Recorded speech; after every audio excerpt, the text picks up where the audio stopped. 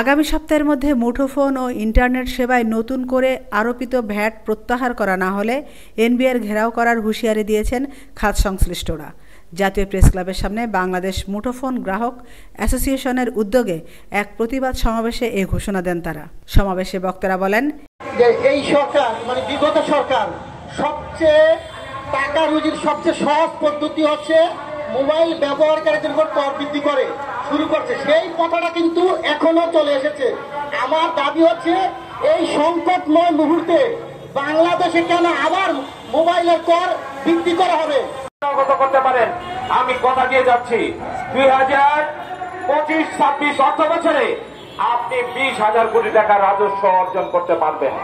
আর যদি আপনি এই 300 কোটি টাকা 500 কোটি টাকার চেষ্টামি করতে থাকেন তাহলে এই জনগণকে যেমন কষ্ট দিবেন আর ইন্টারনেট গ্রাহক কমে যাবে, অন্যদিকে আপনার রাজস্ব সংগ্রহ হবে না, মাঝখান থেকে কিছু রাজস্ব কর্মকর্তার পকেট ভারী হবে।